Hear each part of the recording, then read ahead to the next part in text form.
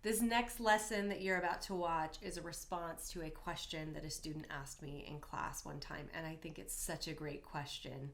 She asked, how do you keep it fresh from take to take? And I think that's such an important question because I'm always telling actors they have to believe it's really happening and it's happening for the first time, and we have to work unanticipated moment to unanticipated moment and discover and not know what's going to happen next.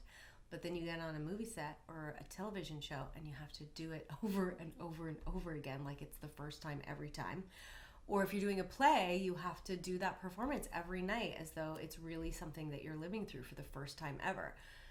So I love this lesson because it addresses that. And it also really, I think, prepares actors a little bit for the actual job of acting, because the actual job of acting is so different necessarily than what you actually do in class.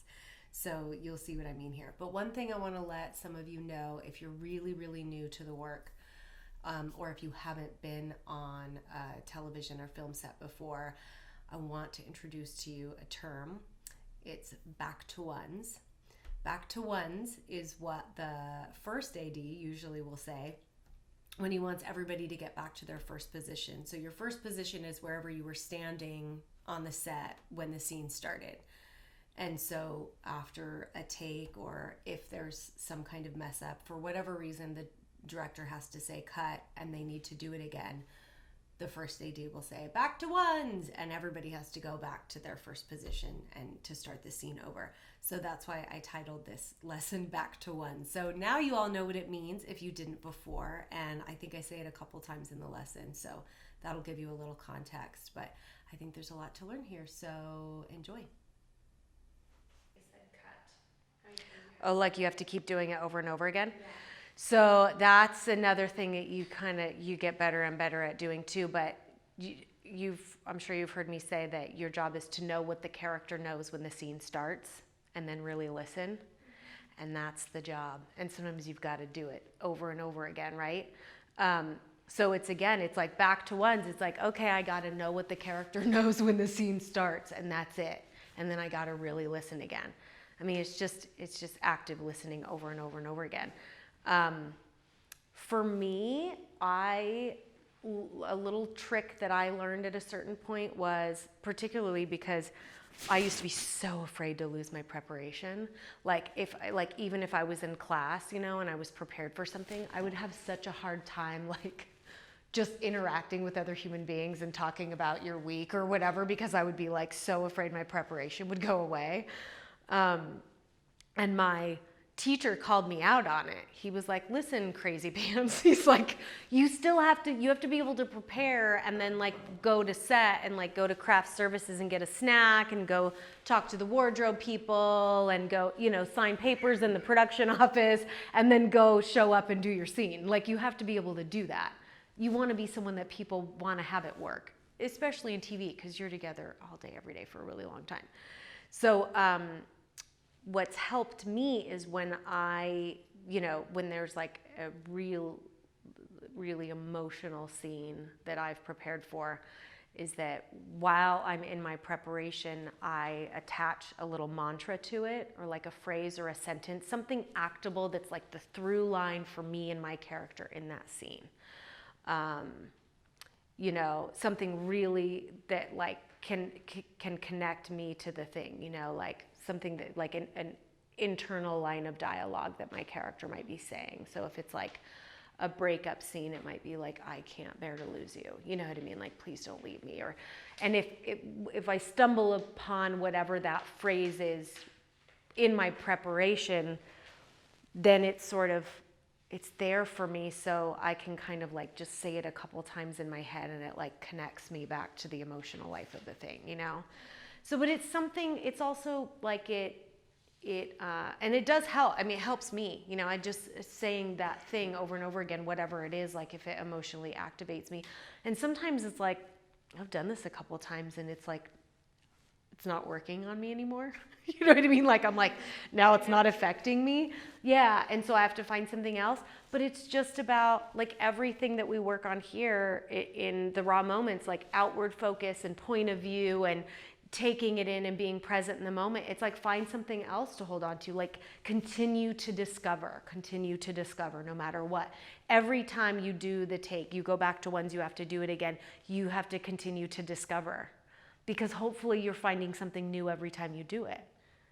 What about continuity in that? You had to do both. That's why I always say that acting is this, because it's the part of me that's like has to know this is where my prop is, and I have to know when you're gonna cut me off and say your line, because if we're talking at the same time, the sound guys are gonna be like, can you not jump on each other's lines so we can get a clean sound for both of you? So I have to, there's all these little technical things you have to know. And also, like we were talking about last night, there was this girl last night. She was her first class. She was so great. And she had like a gun at Travis, like a fake gun on him.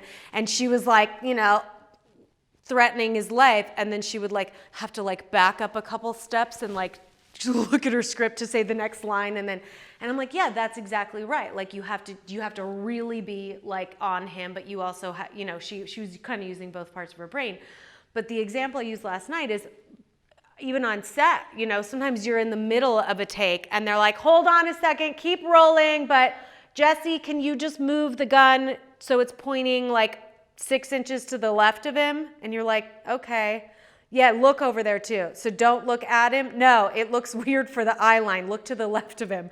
Okay, now go. And you're like, what the fuck? You know what I mean? Like, and they'll be like, I'm sorry. I mean, they try not to have it be that way, but sometimes it's like, we just don't have to, just sorry, and you have to be able to do all that technical stuff and also believe it's really happening and also keep discovering things in the moment, and also be surprised by what might come up for you. So, I mean, how you do all of that, I think, is you keep going to class, you keep working, you work on films as much as you can, because you just get better at doing this. You get better at using all those parts of your brain the more you do it, right? And practice that here. And this goes for all of you. That's why when you guys are in the middle of raw moments and I say something to you and it's like, I'm sorry, what? You know what I mean? It's like now you've completely lost your connection to your partner. Stay on your partner and listen to me, because there are going to be a lot of times the director is going to want to say something to you and you've got to keep living where you're living. And every actor's got a different process for that, Like, I can't remember who it was. Was it you? Who was telling me this? Maybe it was a Katrine story that I think it was Samuel L. Jackson, that he was doing this scene where he was like does this monologue and like a single tear comes down his face like after a certain line. And then they're like, cut, okay, moving the cameras. And he's like, so what time is our tea time on, he was like, I don't think it was Samuel L. Jackson, but it was somebody, what's our tea time? He starts talking about like the golf trip that they have planned this weekend. And they're like, okay, action. He's like, okay. And then he goes back and he like, same line, single tear goes down. She's like, it was incredible. He did it every single time like that. I don't work like that. I don't know if I can do that. I mean, I don't know that I want to work like that. And it's not, I don't even know what that is. That's amazing.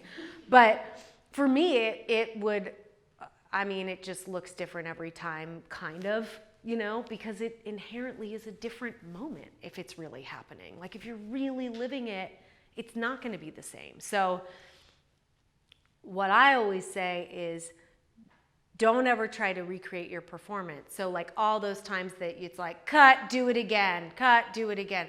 Don't ever try to recreate your performance. Recreate your process that got you that truthful of a performance. Because it might not be exactly what you did before, but hopefully it will be just as truthful and maybe even better. Because so it's about knowing what your process is and doing that. And your process hopefully is, I've done my homework. I know, I have this very detailed imaginary world that I'm living in that I've put a lot of furniture in. And this is really happening. And now I'm really listening. And I'm in the thinking process of the character. And hopefully it is different every time, because you're even discovering more every time, right? Does that help? Okay. I hope you guys really enjoyed that lesson and got a lot out of it. I think particularly for those of you who want to pursue a career in TV and film, it probably gave you a little bit of insight of what the job actually is. My favorite takeaways from this are something you'll hear me say a lot, and I have to give credit where credit is due. It's something I read in Tim Phillips' book.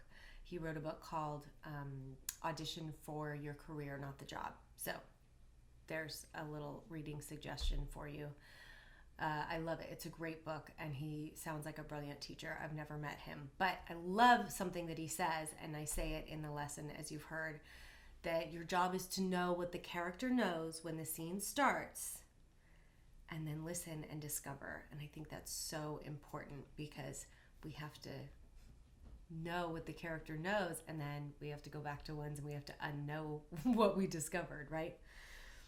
And the other really great takeaway, I think, from this lesson is the little mantra explanation that I gave about how to recall your emotional preparation if you need to. Something that you will see me say and do a lot is that acting is rubbing your belly and patting your head at the same time, which is actually quite easy for me now because I give this demonstration so much. But it's tricky, it's something you have to really practice, which I'm really good at this because I do it all the time, right? So it's the same thing with acting.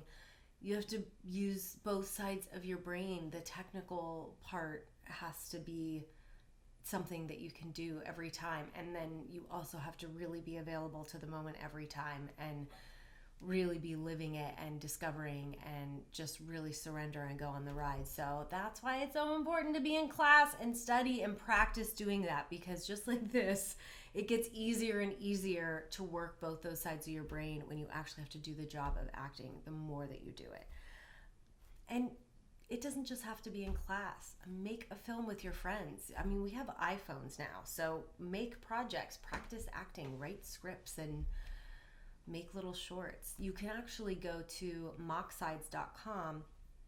They have tons of little short scenes that you can use to practice with, and they give you permission to film them for your own personal purposes. So find a script on mockscience.com and film it and practice, and you'll get really good at it.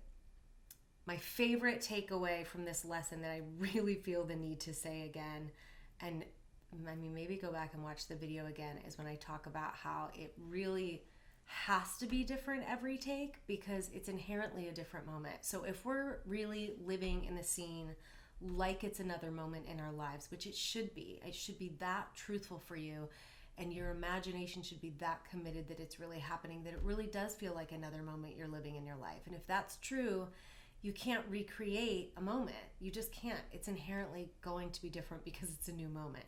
So I think a really important thing to remember is don't ever try to recreate your performance. Recreate the process that got you that truthful of a performance. That way, even if you don't do exactly the same thing, it'll be just as truthful and just as connected as the one before.